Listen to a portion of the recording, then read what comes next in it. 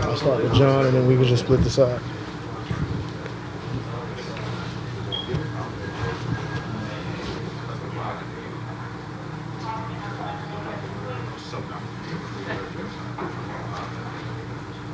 Well, it just fired a second.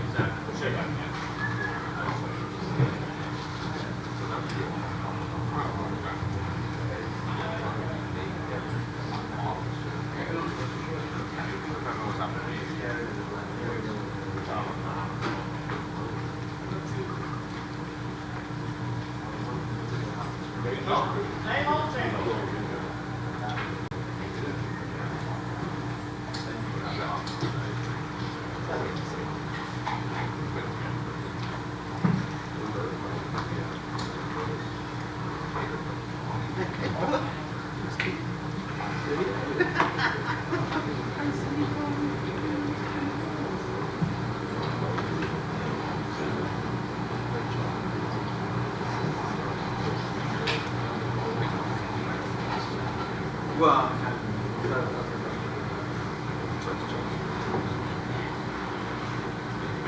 it's good.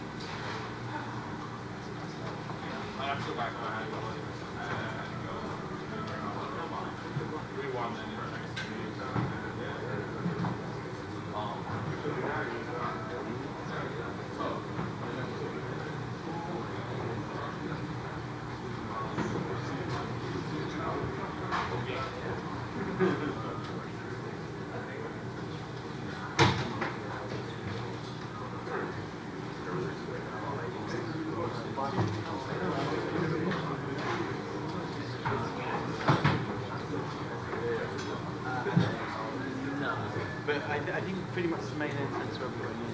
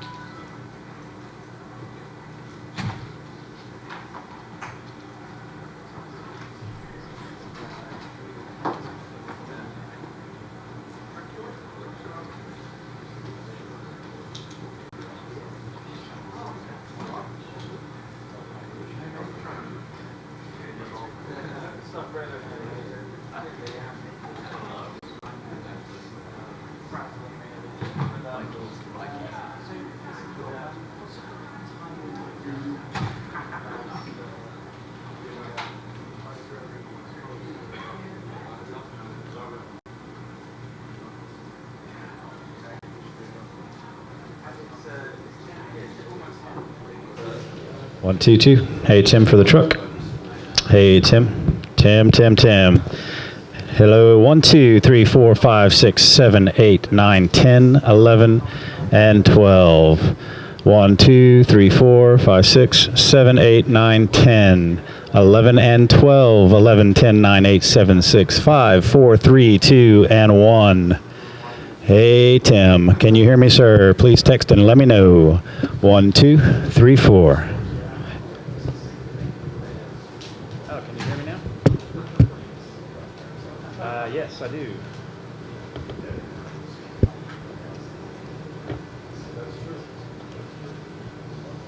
Yep, I'll be right there.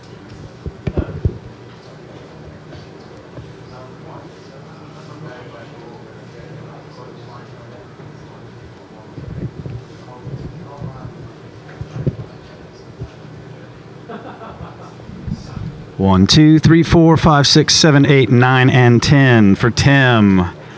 Tim, 10, 9, 8, 7, 6, 5, 4, 3, 2, and 1. Are you good? Hey, Tim.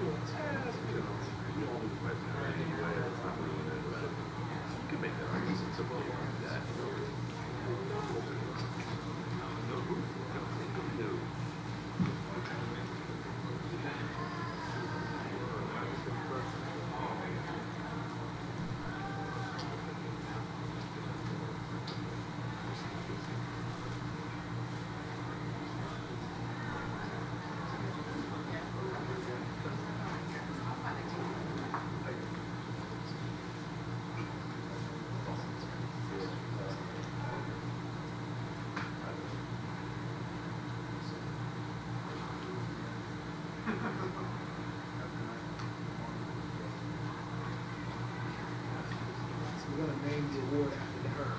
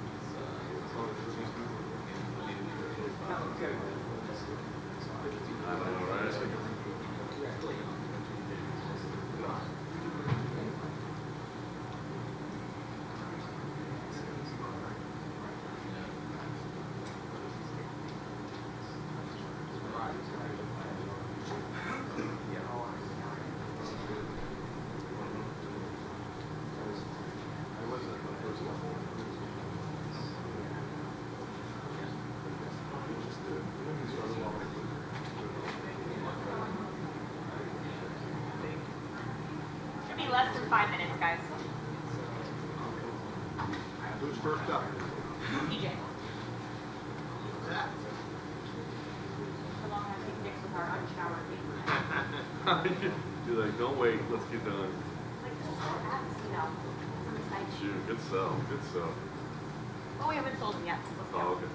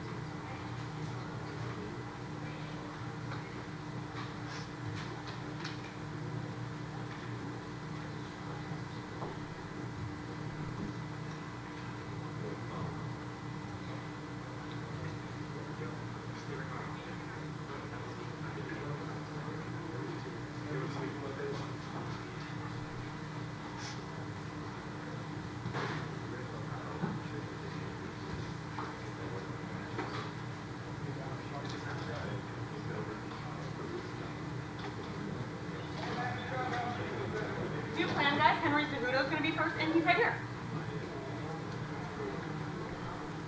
Come on in, Henry.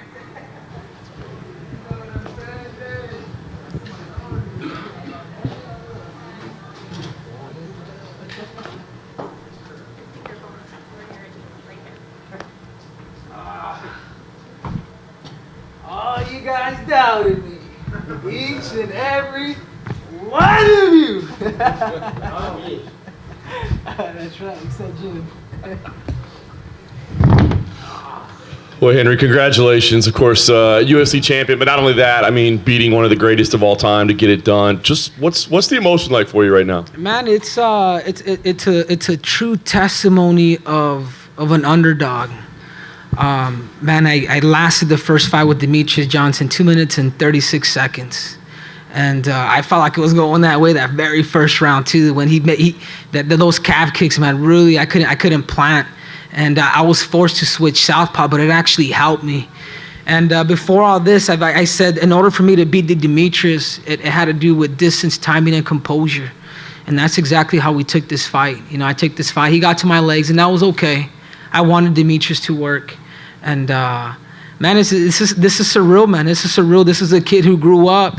Who was born, 10 miles away from the Staples Center, the ghetto streets of South Central LA, to Mexican immigrants, to being an Olympic champion at the age of 21, where my mother wasn't able to go to the Olympics due to her citizenship status, to her becoming a U.S. citizen about 8 years ago, and then me now, 10 years later being an Olympic champion, now carrying UFC gold, man. It really is a dream come true. On August 19th, I became the youngest in history to ever win an Olympic gold medal, and on August 4th, I defeated the man, the myth, the legend, Demetrius Johnson, man. It feels super good. You touched on it, but what was going through your mind that first round? I mean, you're flopping around out there, struggling to stand. I think, all of us kind of thought, oh God, how's he ever going to come back from this? So what's going through your mind? It's the love to win, but I think more importantly is hating to lose, man. I hate second place. I absolutely hate second place with a passion. And losing to Demetrius Johnson the first time in a devastating fashion, that only motivated me. That put a chip on my shoulder, as you guys heard Captain America say. I says, man, Henry needed a chip on his shoulders, and because of defeat, I was able to fall in love with the sport of mixed martial arts even more so, because man, now there's a challenge. There's a guy on top of me. There's a guy that has a belt and he's smiling, and I'm over there looking up at him like, damn, shaking his hand. And now, man, I feel like, God, I can rest, I can sleep. I had 3 goals in my life when I was 17 years old. I remember reading the book Rich Dad, Poor Dad.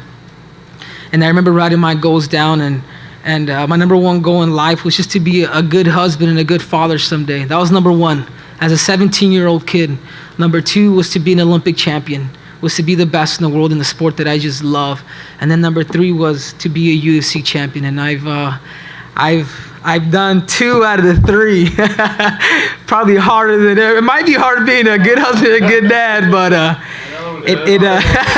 some of you guys are like, the Bachelor's next, baby. Bring them out. Henry, how good did it feel to go back to your wrestling over here, man? It's just to get back to your roots.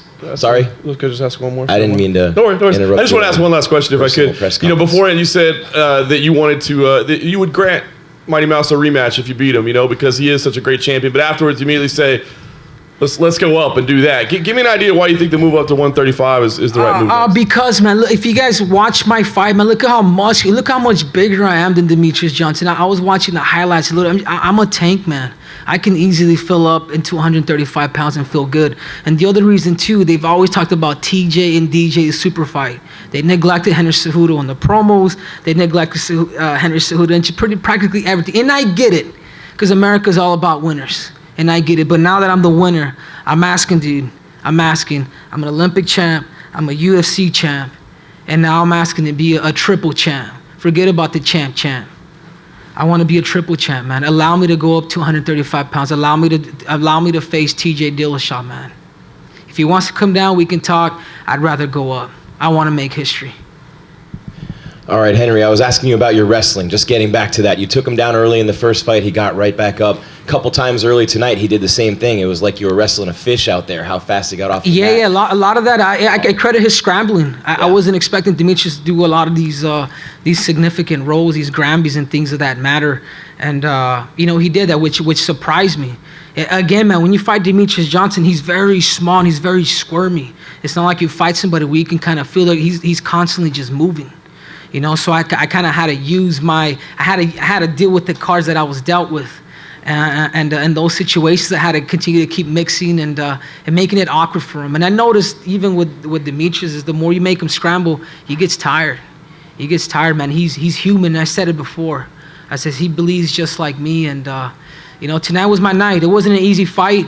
It was a technical fight. I believe this, and I said it before. I said, man, this is much bigger than the belt, man. I defeated a guy that there's a bit of admiration for, a guy that's done a lot for the flyweight division, and now I have that X on my back, and it's my job to carry it, and I'm looking forward to that. Yeah, and obviously that's something that, and a lot more options too for the wife maybe with that belt. But I wanted to ask you about what you did in your camp and the complete difference in your physique and everything that you've done with Neuroforce One, with the science and all that stuff to not only make you've improved every aspect of your game and then mentally slowing things down in there, but just everything in general to make a complete package and build a champion. I said it before. I says if I can't be the best in the world, there's something wrong. I have the physique, I have the body, I have the intelligence. I'm fast, I'm explosive, I'm young and cute. Some of you guys could laugh, and some of you guys are still sleeping on me, man. I gotta wake you guys up.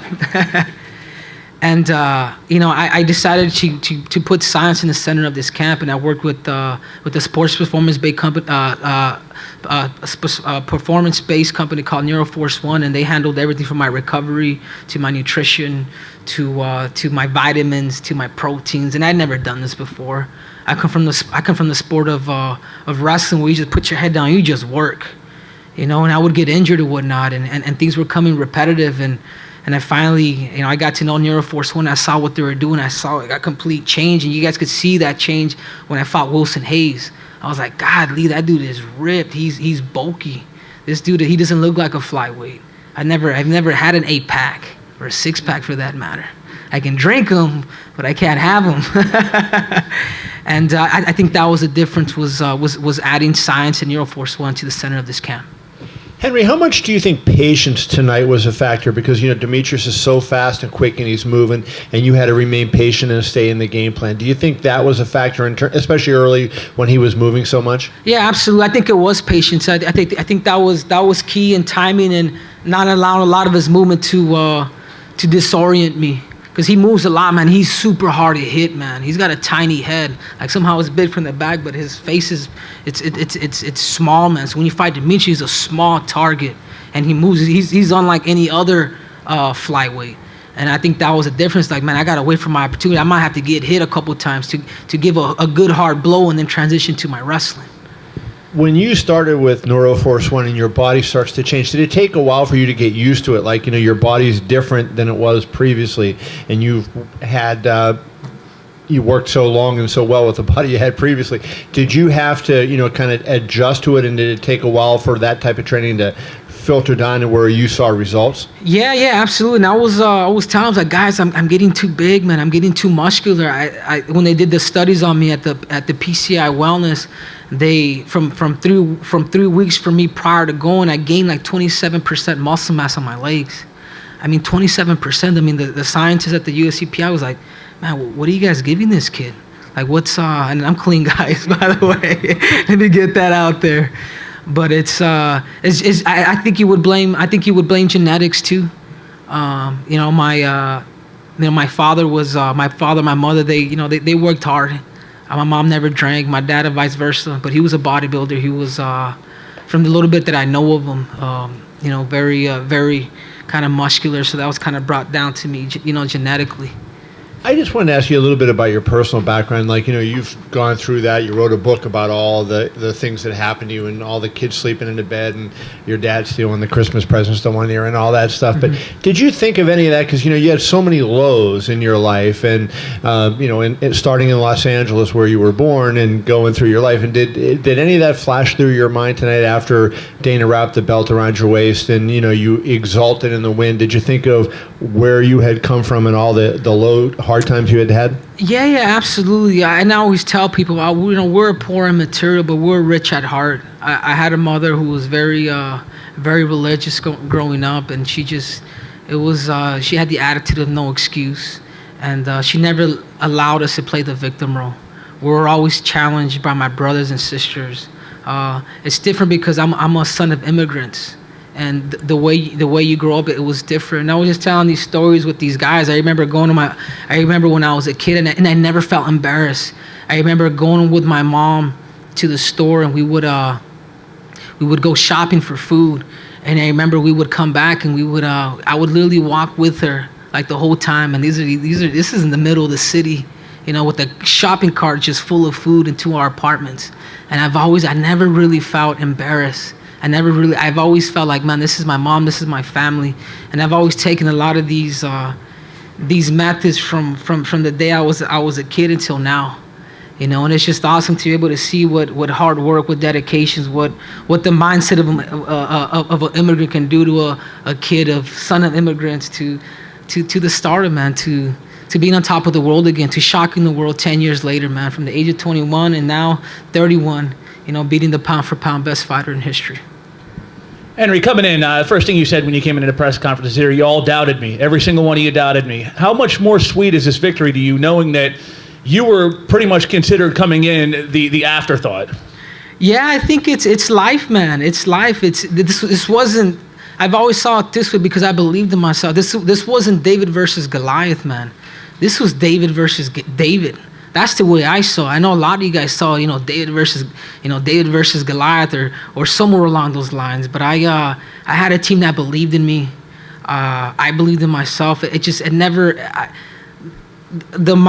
mindset of being a winner never left me. It really never did it, man. It couldn't. I still allowed that fire to burn inside me. I put myself in deep waters, and that's just what happens, man. It's to me, it's more based on action than just talking about it. I went back into the gym. I was mad for a couple weeks after the Demetrius loss. I was mad. I don't even think I came out of my room for a while, but I came out of that rut, and I used that as a motivator, and here we are today. I'm here from Colorado Springs. I'm just curious, moving there at such a young age and kind of essentially becoming a professional athlete at that age, how important was it to have this next step so you had something to transition to after you had dedicated so much to wrestling?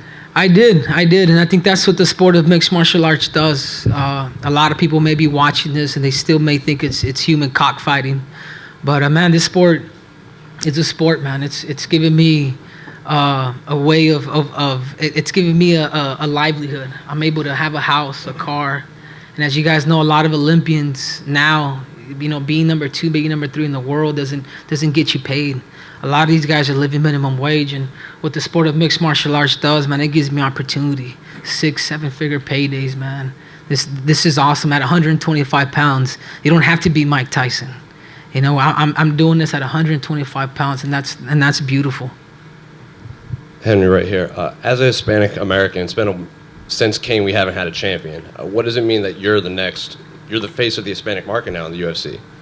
I think so, man. I may not be that, probably not as cute as De La Hoya, but it feels good. It feels good. It feels good to carry that torch, man. It really does. It feels good to.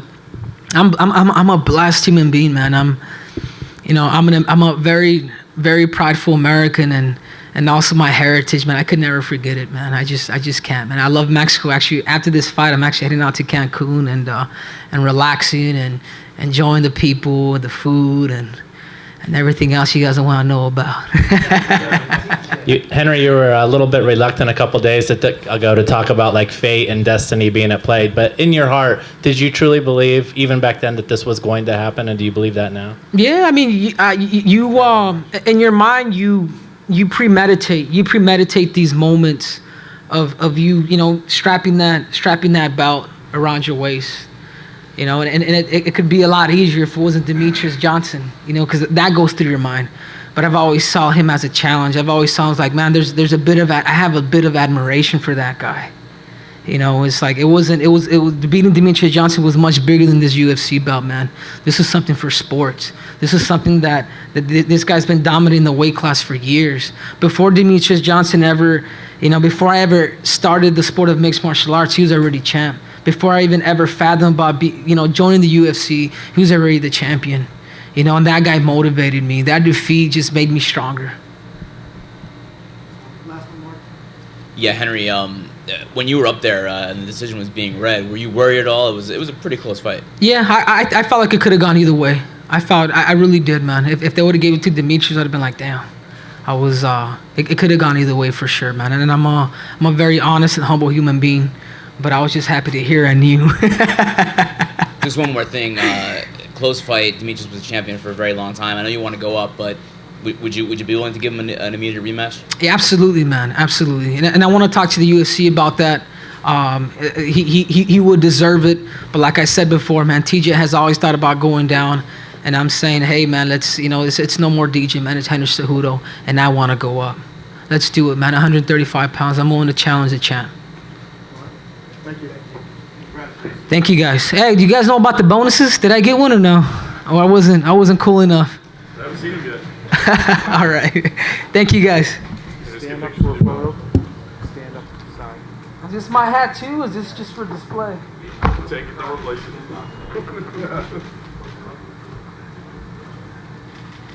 I never felt comfortable putting up the number 1 or 2. You're the best in the world, man. But I can officially do it now.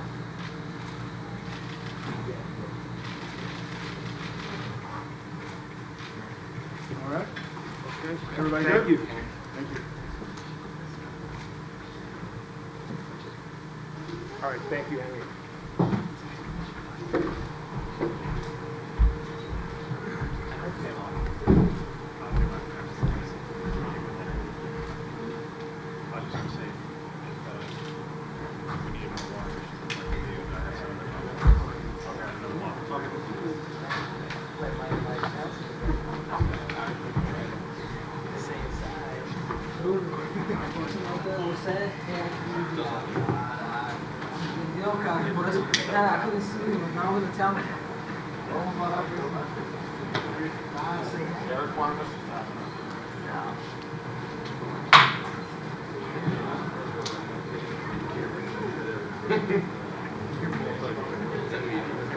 Yep. If you do need more, again, we're in the top door.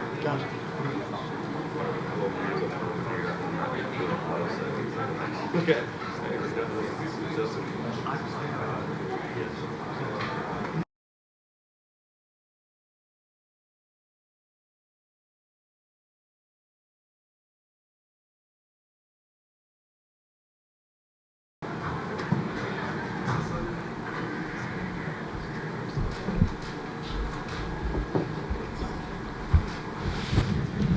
Who's got the first question?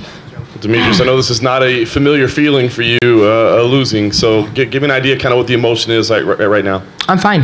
Losing happens. Every great champion loses. I've lost before. When I fought Dom, I lose in the gym. So I'm fine. I'm more upset about the injuries, but other than that, I'm okay. What do you mean the injuries? I think I probably tore my right LCL, and then my right foot might be broken. So. Do you know at what point in the fight that happened to you?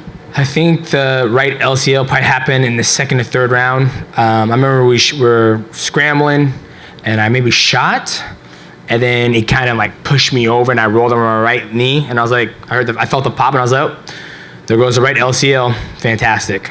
And then the foot, that's just from just kicking and kicking and kicking and kicking. When you think about the fight, I know you want to go back and review it, but what was the difference tonight between the first time around? Was it something he did? Was it something with you? What was it? The first time, we just fought. Like, it was just fighting. But this time, he was more patient. I can hear his corner just saying 2 minutes, like 3 minutes, 4 minutes. And I can feel each time he would get a takedown, he would just hold. It wasn't like he postured past my guard, got a submission game going on. It was more him just holding me, not me getting off my back, started moving his weight. But just him literally being patient, him not crossing a distance. I'll throw the leg kick, and he'll get it off 3 shots, and then I'll block him. It wasn't like nothing landed significantly. And then the stand-up numbers, I think I outstruck him. So, but it happens, I don't think the judges know how to score leg kicks. But it is what it is. So when you went up there to read the score, did you have any concern that, maybe this isn't my night? It could have gone anyway. Like I said, whether I won this fight or I lost it, I'm going to go back home, do what I usually do, go home, spend time with my family, play some video games, get back in the gym, keep on learning, help my teammates get ready for their fight. And now I got to, get an MRI, check out my foot, check out my right knee, rehab that, and then see what's next. I was gonna say, last thing for me, maybe it's too early, but I mean, do you feel like a rematch should be warranted and should be next, or I mean, does you got to recover? Of course, yeah. It wasn't like he blew me out the water. Like I said, first things first. I'm not gonna sit here and be like, oh, I want a rematch, blah blah blah. I need to get healthy first. My health is number one, and I'm not gonna, sign a contract if I can't get through 8 weeks of training camp to get ready for a fight. So first things first, I get home, get an MRI on my knee, my foot, see what the damage is, get that healed up, start training, go from there. DJ, you said your foot was from kicking all the time. Did you come in with a foot injury, or did that happen? No, it happened. I came in this fight 100% healthy, but when you kick over and over and over, shit hurts. Was there any moment that one particular kick you felt it, or when? Oh no, it's just kicking. Even when I kicked him in the stomach, it's just over time. And he would back up. You know what I mean? He would do this, and like when I'll cross distance try to get in there, and I throw the kick, like I'm just getting the barrier and not my shin across him because he's backing up. And then when, there might be 3 or 2 minutes left, and he'll start pushing forward and moving, and I'll throw a leg kick, and then he'll come do his combinations. So it's just repeatedly just kicking and kicking and kicking. And just so physically, you lost the 4th and 5th round on all 3 cards. I wonder, do you feel like, the fact that you were diminished physically didn't allow you to perform to, that championship kick and maybe get the decision, pull out one of those 2 rounds to keep the belt? I have no idea, to be honest with you. I mean, literally the only thing I felt that was like a significant difference in the fight was when he would get me down, he would just literally hold me. It wasn't like... I train with guys like, Bibiano Fernandez, when he gets me down, it's like, okay, the time bomb is going. I got to start moving. For him, when he got me down, it was like he would hold me. And that's why I was able to do, each time he took me down, I was able to roll and throw him off me because he's just holding. He's not, trying to do a submission game, if that makes sense. DJ, first of all, congratulations on an incredible run and being a class act the whole way through. And I know it just happened, but now that it's over, can you put it into words for us what the streak means and how proud of it you are? Yeah, it was a great streak, and it's not over yet. You know what I mean? Like I said, I do it because I love it. I've already way exceeded my expectations. I was the guy who was in a warehouse making $10.76 an hour, running home to watch Joseph Benavidez fight Dominic Cruz. So my dream was never to be a world champion. My dream was just to learn how to do mixed martial arts. And when I did that, I became passionate about it, and this is the path that it led me on. So I'm happy with my run. I'm going to get back home, get healthy, and then go from there. Hi, Demetrius. Again, as Jim echoed, congratulations to you on a successful run. One of the most successful champions we've seen in the UFC's history. You put an entire division on your back and carried it for many years. As people look back on this, what is the one thing you want them most to remember in years that pass from now about this legendary run you've had? Just the consistency I had, how I was able to adapt to different fighting styles, and how I was, each time I won and I defended my belt, how humble I was, and even in defeat, I'm very humble. Everybody good? Good. Thank you.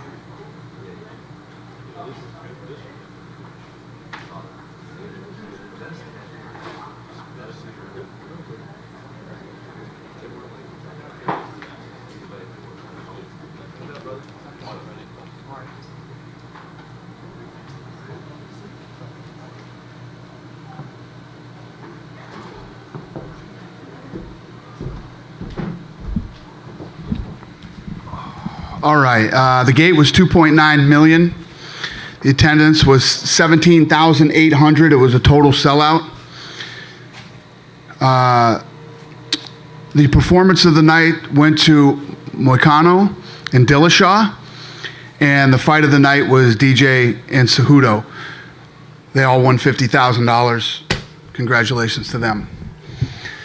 Dana, Henry Cejudo, shocked the world tonight. Now that Mighty Mouse's run is over, I want you to see if you could put that into perspective, what he accomplished. I mean, is that run of title defenses the greatest single accomplishment in UFC history? Yeah, it's incredible what he's done. And tonight's fight was close. I don't know how you guys scored it, but I had it 2-2 going into that last round. But who gives a shit what I think? But that's how I had it. But very close fight. And what's really impressive, first of all, what a technical battle that fight was. And both guys are so incredibly talented. And, how much better Henry Cejudo is now from the first time that he fought Demetrius Johnson is very impressive. We saw TJ Dillashaw get an impressive win as well. It's interesting because earlier this week, TJ had been saying, hey, if I win, I want to go down and fight at 125. Henry wins. He says, I want to go up and fight at 135. I'm just curious. I mean, is Cejudo Dillashaw a fight that you're interested in making? And if so, which weight class would you like to see it at? I love guys that want to fight everybody. I love guys that are willing to jump, and I think the fans love guys like that too. So that's always good to hear. I love it. I don't know, but we'll see what's next, and we'll figure it out. But the reason Conor McGregor is such a huge star is because he's that guy. He'll do that. He'll jump around and fight anywhere and fight anybody. And when you have that mentality, people like it. Yeah. And last thing for me, I wonder, I'm sure you heard the criticism coming into this week about how weak this card was, and you had two very... I didn't hear that. Well, there was some criticism. But when isn't there criticism? Very, very entertaining fights in the main and co-main. I just wonder, I know it's been hard to market the flyweight division, the lighter weight class. Do you feel like this may be a turning point? We're always going to have criticism. This card was full of the small guys. You know what I mean? The first fight of the night, the second fight was women and small guys, right? We sold out the Staples Center. Every A-list celebrity and, who's who in Hollywood was here tonight. What are you going to do? There's always going to be critics. It was an awesome night. Awesome night, a very successful night, and I'm happy. I want to start, you just, in answer to John's question, said you like when guys want to challenge people. I remember there was a time not that long ago when you didn't like it, when... I didn't like guys wanting to challenge each other? like when BJ Penn would say, I want to go in different weight classes, and you didn't like that. You were... Let's put this into perspective, okay? BJ Penn was 155 pounds, and that was before we had lighter divisions, and he wanted to fight at heavyweight. Okay, so let's put that one into perspective. He wanted to fight other divisions. He wanted to fight Randy Couture. Really? And then he wanted to box Oscar De La Hoya. Oh, I didn't know about that one. I did. Yeah, totally different. Okay. So, you never had a problem with that then. It was just specific to BJ was your issue. Yeah, well, listen, BJ Penn is when you talk about a real fighter, BJ Penn is old school from the old mold. And yeah, BJ wanted to literally fight everybody that was out there, and I respect that, but there's limits to what, I want to ask you about the significance of Cejudo's win tonight. For all the great things that DJ did, the flyweight division didn't get a lot of foothold. So Cejudo now is an Olympic gold medalist. He has that inspiring backstory of, being born in poverty and doing everything. Do you think this great fight tonight combined with his story and kind of the persona that he brings to the cage and brings to the UFC might make a difference? A difference in what? In terms of the popularity of the flyweight. Well, I think. Listen, I think the popularity of the flyweights was there. What more do we need? I told you the place is packed with A-list celebrities. Sold out the Staples Center. The small guys did almost a $3 million gate tonight with a sold out Staples Center, and the crowd was very into that fight. Very into that fight. It's the fight of the night. And I think that when you saw scrambles with these guys, the crowd reacted to them. They were very educated on what was going on. I think we're there. And I think that Demetrius Johnson's reign and what he's done, and I've talked about this to many of you this week, this guy not only got better with every fight, but he started finishing people, and in spectacular fashion. And I think that, you know, from the walk-in to their announcement that Buffer gave them, to the fight, to the end, the crowd loved it and were into it, and, you know, it was a very successful night. And then I just want to ask you a couple questions about TJ. I mean, the fact that he's a guy that's really improved over time as well, just like DJ has. And, you know, Dominic Cruz lurks out there, and Dominic Cruz won a tremendous amount of bantamweight fights. Who do you think is the greatest bantamweight in UFC history? Rogan brought it up that it might be. Well, you can start making the argument right now about Dillashaw. Yeah. He beat Barao twice when Barao hadn't lost in 10 years. Then he turns around and beats Cody Garbrandt, coming off an unbelievable fight with I'm trying to remember everybody's names tonight. With Cruz. I mean, the fight with Cruz was incredible. Right. Comes off the fight with Cruz and then beats, loses to Dillashaw twice. So you can make the argument right now that Dillashaw's, you know, right there, if not the. And, you know, I know you had high hopes for Cody when he won the championship, and that he might be, and obviously in this sport, losses don't hurt you like they do in boxing, but the fact that he got knocked out twice and he was kind of the puncher and the tough guy, so to speak, do you think that hurts him in terms of him becoming that really big star? I know he's a star-level guy, but that really big guy that you thought maybe he could have become? Well, you know, these guys go on the way. Dillashaw's on his way there now. I mean, we're already discussing, is he the best ever? You know, and you know, Cody is still one of the best in the world. He's got to get out there and you know, win some more fights. But yeah, these fights were massive for TJ, because I think even going into the first fight, I think everybody believed that Cody was going to beat TJ. You know, especially Cody. Cody knew he was going to win that fight. And the way that it's turned out, you look, TJ wins both fights spectacularly. Dana, building on the point of the super fights, Demetrius said afterward that he thinks he's got an injured foot and knee. So considering that, does it make sense, the fact that both guys want the super fight, for it to happen? And can you talk about... Who are both guys that want it? What do you mean? TJ and... Dillashaw and Cejudo have both talked about it. And Cejudo. Yeah, I don't know. Can you talk about the importance of super fights, though, to what you're doing? I mean, you've got Nunez and Cyborg coming up, too. You just had a very successful card with Cormier. It's different. It's not about super fights. That word is being completely overused. It's not about super. If you look, Cyborg has annihilated everybody. You know, Nunez has beat everybody's. There's people hurt. And Nunez beat people and all this other. And it's the fight to make.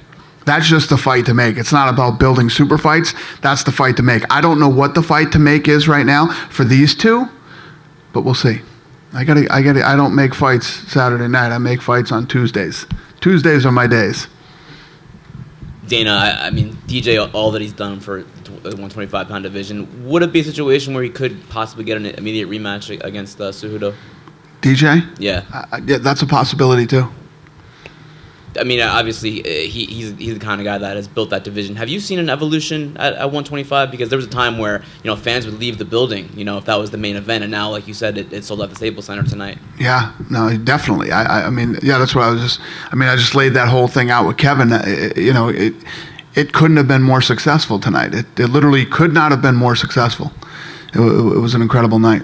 I think you mentioned. And usually, the week of a fight like this, right? You know, if it's the heavyweights or it's Conor or it's whatever, you have people just the ticket. Think about any of you that have ever been married before and did the seating chart for your wedding. There's no bigger fucking nightmare in the world than that. Okay, that's what I do every weekend. All right, it's the worst part of this job. I swear to God to you. This week, leading into this weekend, felt like it was as big as any fight we've ever done. The requests that I was getting for tickets, who the requests were coming from, the people that I had to say no to, you know, you get to a point where even if you have some tickets, there's some spots you just wouldn't put those people. Just like your wedding, somebody's going to show off, oh, they sat me next to this guy, or I'm not close enough to the couple, or whatever the deal is. That's what happens with this thing, too. So this was as big as any fight we've ever done as far as tickets go. And I know we haven't been back to LA in a while, but still, it was big. Dominic Cruz has a win over TJ. Is that a fight that could possibly make sense in the future for the bantamweight title? Dom Cruz against Dillashaw? Yeah, that's a good fight, too. Yeah, there's a ton of fights out there. I mean, there's a ton of fights. I'm not, every night when I come up here and talk to you guys, I'm literally processing what happened tonight and, how tonight went and who looked good. I'm not even thinking about what's next until Tuesday. Last thing, is everything okay with Nate Diaz? He had a little bit of an issue, it seems, on Twitter. You tell me if everything's all right with Nate Diaz. I mean, if you can, decide, you know way more than I do. If you can decipher that code, call me tomorrow and let me know. Have you spoken to him at all since then? Or? What are we going to talk about? His lawsuit is, I don't know. I don't know what he's talking about. Dana, right here. How important is Henry for the Hispanic market, considering he's... Did he show up tonight? Was he at the fight tonight? Did anybody see him? No? Nate? Yeah. I don't...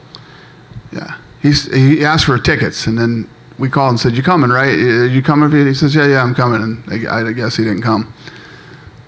I was just curious how important Henry was for the Hispanic market, considering he was the first champion since Kane. Listen, anybody who's Hispanic and wins and becomes a champion is great for the Hispanic market for us. This guy is such a decorated guy, too. The Olympics and now a world champion. Yes. It's good that, for the Hispanic, it's good for the Americans, it's good for everybody. I mean, the credentials that this guy has and the fight that he fought tonight, it's all good. Dana, can I just clear something up quickly about the McGregor-Khabib fight? Are we getting a world tour for that? No. We don't have time for a world tour. These guys are going to fight the first week of October. Both guys are going to go into camp, but I'll do something fun and we'll do some different stuff. I'm literally having a big meeting on Monday to get all this stuff in order and get it going. But you guys will know soon. We'll Lene and our crew will be reaching out to you guys soon on what we're going to do. These guys seem to get pretty crazy when they're kind of in close proximity with one another. Is there kind of anything in their contracts that, I don't know, stipulates, the massive financial penalties if they, if something happens or anything like that? No, I'm pretty confident that we can control what happened. What happened in New York, obviously, if you look at when that happened, everybody was loading onto the buses, everything was done, and our staff still handled it pretty damn well for what was going on and how it went down. And obviously now we're very aware and very ready for any of that. Nothing's going to happen. We'll be good. Dana, the co-main and the main were outstanding, but there were a lot of other outstanding performances on this card, and one of the things we love is when people step up on the big stage here, New York, Fight Week. Who were some of the other fighters that you were most impressed with tonight on the big stage? I got to be honest with you, Holland. So I don't know, for those of you that don't know the story, he was on the Contender Series. And he was a talented guy and he won his fight, but he wouldn't shut up. The entire fight he was talking to me, the whole fight. Now, any of you that have been to Las Vegas and have been to the Contender Series, it's straight killers. Okay? Everybody comes into that building and the fights, I could do that every Tuesday for the rest of my life. It's incredible. I love it. This guy comes in and is talking shit the entire fight. So I said, I'm not signing this guy. I don't want him. I'm not interested in him. So Thiago Santos' fight falls out, right? And I said, let's call some contender guys in that we liked. They all turned down the fight. I said, call Big Mouth. I want to see if Big Mouth takes this fight. He took the fight, came in and fought the fight, still talking shit, okay? In there with Thiago Santos, this beast, ranked number 13 in the world, and took this fight on 2 weeks' notice and is still talking and saying, talking so much his mouthpiece fell out twice. But wow, he looked good. Wow, he looked good. And tonight, all the celebrities that were there loved Holland. That's all they wanted to talk about. After the fight, they're talking to me about him. Back in my room, they're talking to me about him. They loved him. So much respect to Holland. He was very impressive tonight. Took that fight on 2 weeks against an absolute savage and fought a great fight. You know, he gassed out in the third, but he took this thing on 2 weeks' notice. So, yeah, I take it back, and we will give him the proper time to train, get ready for a fight, and we'll give him another fight. Hi, Dana. Hi. Real quick question. McConnell is another one that looked great tonight. Got in the cage, called out Ortega. Obviously, after beating Cub Swanson, a top 5 guy, he put himself in that, in my opinion, in that top 5 range. Is that a fight we can expect to see? And what's next from McConnell? Yeah, he looked damn good. You know, that guy's a beast. And when you think back to the Ortega fight, that fight was great with those two. Yeah, he looked great. I don't know. We'll see what's next for him. I mean, what's Cub ranked? Number 5 in the world? Yeah, so he's, you know, he's in the top 5 or 6 now, so we'll see what happens. Cool. You good? Thanks, guys. What's that? Tyson? Was he at Tyson here? He was here this week, but I think he actually went back to Vegas. Oh, he did? Yeah. He wasn't here at the fight. No, he was here for check-in stuff. He was here on Tuesday. Oh, he was here on Tuesday. Yeah. I didn't even know. But thank you, guys. Safe travels home. Appreciate it. There's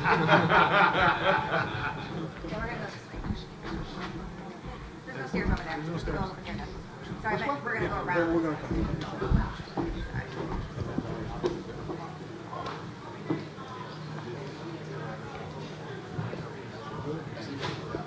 Good night, you guys. Good night. TJ. Awesome.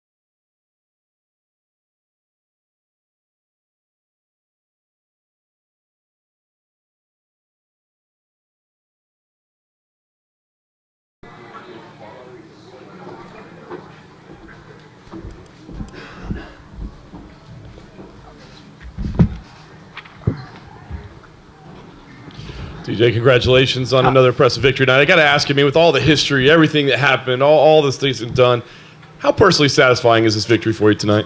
Oh, it's good, man. No matter who it is, you know, getting out there and getting your hand raised is very satisfying. So, yeah, but a little extra, you know, a little extra back there, just kind of, it's done. Close that chapter. Nice. You know, it was obvious after you heard him the first time that he never really fully recovered, but, I mean, he was in there for a while, and you were going full speed for quite a long time. I mean, was there ever any part of your head that said, I got to back off the throttle a little bit, you know, we could be going 2, 3, 4, 5? I'm in too good a shape to let off the throttle, you know. He's not going to be able to recover. I'm going to be able to push the pace always. I mean, I think that's my fighting style is that I'm always going to bring it. I'm going to push the pace as hard as I possibly can all the time. And before this fight this week, I mean, you said, you know, you'd be interested in going down to 125 and facing Mighty Mouse. Now that Mighty Mouse lost, I mean, does going to 125 to face a Henry Cejudo have that same excitement for you, or was it something about, you know, the legendary Mighty Mouse? It's whatever's going to get me to the best pound-for-pound fighter in the world. You know, I believe I am that guy. So whatever that biggest challenge is, let's bring it. Cejudo mentioned, too, that he'd like to come up to 135. Yeah. Does that entertain you, or would it be more about, you know, getting that second belt? You know, I don't really think the guy would deserve it. You know, I mean, he's still got – I mean, Joseph Benavidez just beat him, you know. Yeah, he lost a split decision to Pettis, but I didn't agree with that loss, you know. So, I mean, I think there's a lot of stuff there, and he's got possibly a trilogy with Mighty Mouse. So, I don't know. I'm open for whatever, though. I'm not stepping away from a challenge, that's for sure. And last thing for me, I mean, the name that I think a lot of people are throwing out is Dominic Cruz. I mean, there's history there. He's getting healthy. Is that something that appeals to you right now? First things first, I can't wait to go home, have a staycation, you know, enjoy my house out in Colorado, get on the lake, jump on my boat, enjoy my son and my wife. So that's the first thing. We'll figure it out with the team.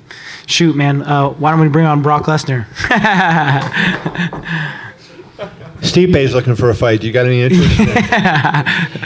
How much did your eye, if any, affect you? You know, because it closed up fairly early when he landed that right hand. Did it affect you at all, and did you have any sense of urgency because of it? No, not because of the eye. I did feel the eye though right away.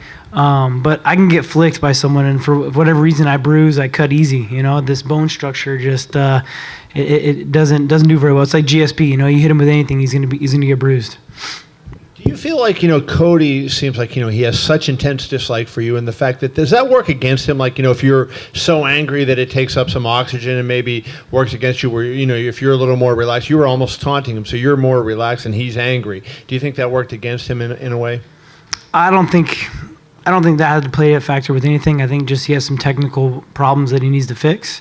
And I really don't believe he's got a chin. You know, he plays a dangerous game. He likes to get in there and slug it. You know, I worked a lot with my boxing this camp. I worked with Hoyle Diaz's gym out in Indio. I did a lot of boxing, tried to sit on my punches a lot. Worked a lot with Dwayne on that right hook when Cody was coming in. We were planning on him throwing a right hand. And every time he throws his right hand, he drops his left. You know, he's looking to throw a left hook. He's fast, right? He throws a big right, left hand, but he drops it to his pocket. So we were just planning on timing it. I got a great coach that game plans with me and just timing that as he comes in and kind of let some of the technique go out the window and just be mean, you know? I was going to ask you about his chin. Did you have any occasion, like, did you find from sparring with him, like, did you say, hey, this guy has a weak chin, or was it just when you fought him in the fights? When I fought him my last fight, wasn't anything in sparring. You know, Cody was coming into the team as I was leaving, so we didn't really get to work out as much as has been like in the media, you know. It was more when I hit him in that first fight with my foot and I dropped him with that left kick. I didn't feel like that left kick had anything on it, you know, but it affected him. TJ, congratulations. I appreciate it. Yeah. Hey, I know, you know, when you get off this boat on your vacation, you're probably going to start thinking about that next opponent. And the thing is that, you know, Henry Cejudo, I think, has a pretty good chance to really capture a pretty large fan base. Yeah. And the fact that you both, you know, are from Southern California, is that, I mean, at the end of the day, don't you think about the finances of the fight now, considering where you are? And is he the more attractive opponent than Cruz at this point, potentially? We'll see. We'll see how it all comes together. You know, it's absolutely something you go through your head. I want to be a sportsman. You know, I want to continue to just be the baddest man I can. But yeah, man, that definitely goes through your head on who you're going to fight and who's going to cause the most attention. So I'm up for, like I said, I'm up for whatever challenge, bring it. You were lighting him up in that finishing sequence. At any point were you like, "Hey Herb, can we finish this?" Because it seemed like he was getting messed up pretty good. Yeah, I mean, he wasn't recovered from the first drop, you know, and he got back to his feet. But I wasn't gonna let off. There's no way. I mean, I'm too mean. You know, I'm gonna go until I win. And I didn't have a problem giving him a little extra too.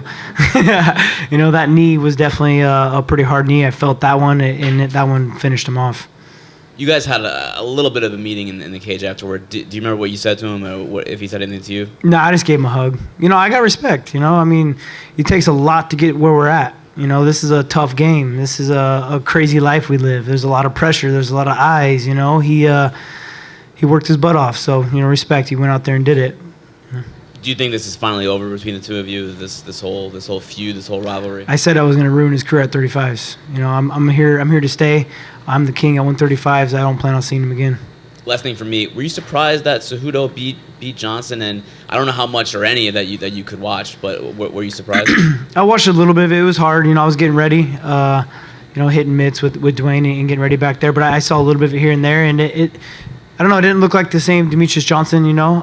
Cejudo looked good, and I knew that Cejudo was going to be a better fighter coming in the second time. He looked good against Joseph, but Joseph was able to get that victory. But he was a better fighter, you know.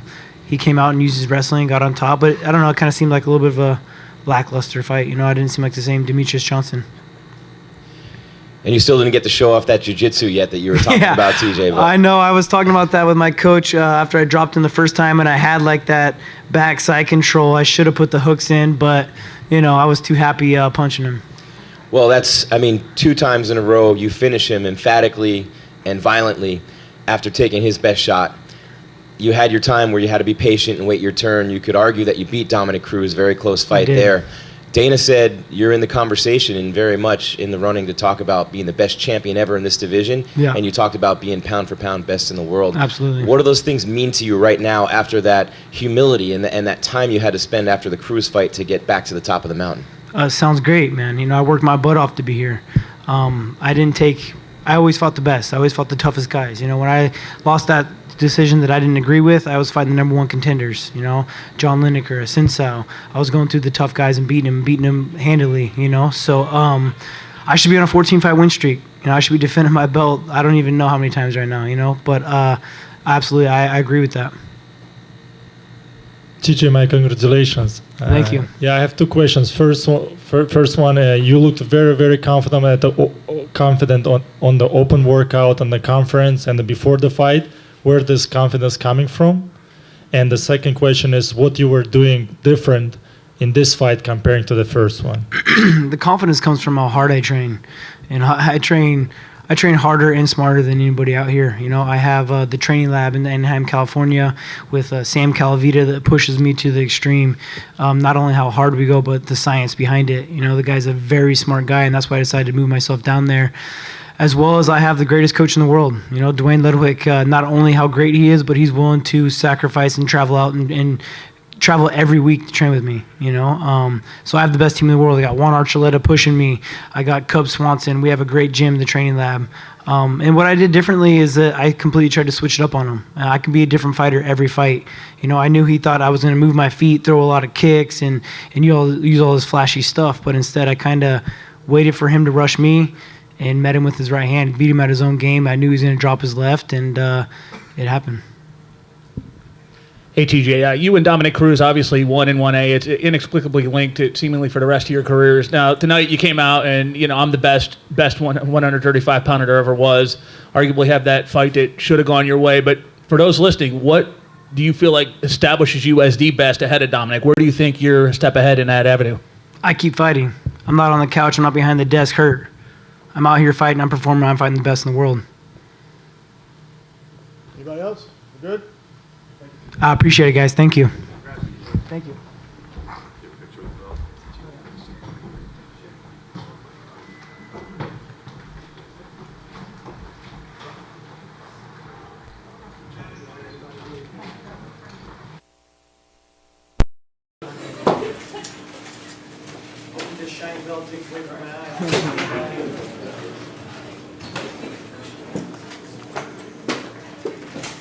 Back here, TJ.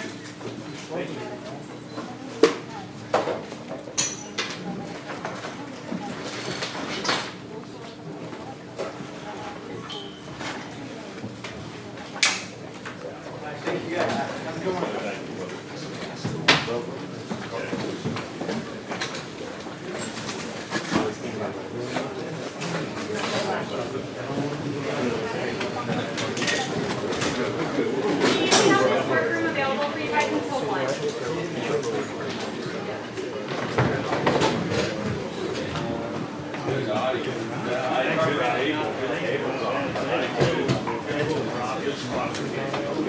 Thank you very much.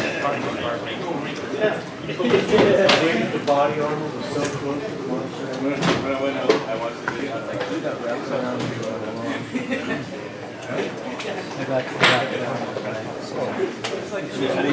This one was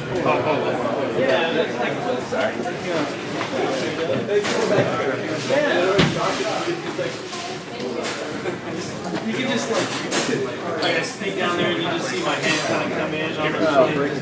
Yeah, DC. I thought you were lying.